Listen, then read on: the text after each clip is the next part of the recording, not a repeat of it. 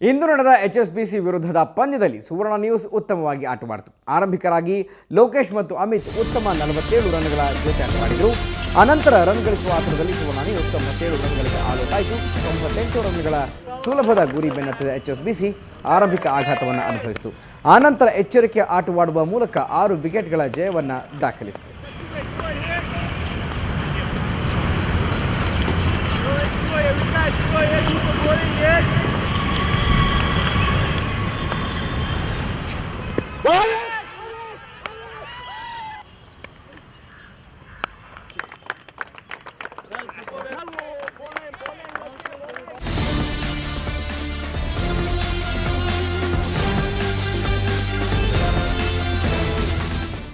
ನಾವು ಈ ಟೂರ್ನಮೆಂಟ್ ಸುಮಾರು ಒಂದು 20 ವರ್ಷದಿಂದ ಮಾಡ್ತಾ ಇದ್ದೀವಿ. ಇದು ಭಾಳ ಸಕ್ಸಸ್ಫುಲ್ ಆಗಿದೆ. ಈಗ ಈ ಸತಿ 36 ಟೀಮ್ ಆಡ್ತಿದ್ದಾರೆ.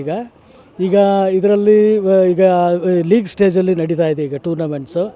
ಸೊ ಆ್ಯಕ್ಚುಲಿ ನಾವು ತುಂಬ ಹಿಂದೆ ಸ್ಟಾರ್ಟ್ ಮಾಡಿದ್ವಿ ಈ ಟೂರ್ನಮೆಂಟು.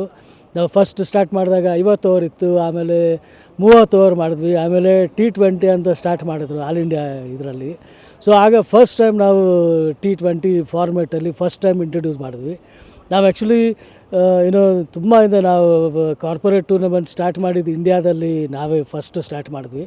ವಿತ್ ಬ್ರಿಜೇಶ್ ಪಟೇಲ್ ಅವ್ರ ಸಹಾಯದಿಂದ ನಾವು ಸ್ಟಾರ್ಟ್ ಮಾಡಿದ್ವಿ. And at this occasion I like to thank Kingfisher first time they sponsored and still they continue to support our tournament.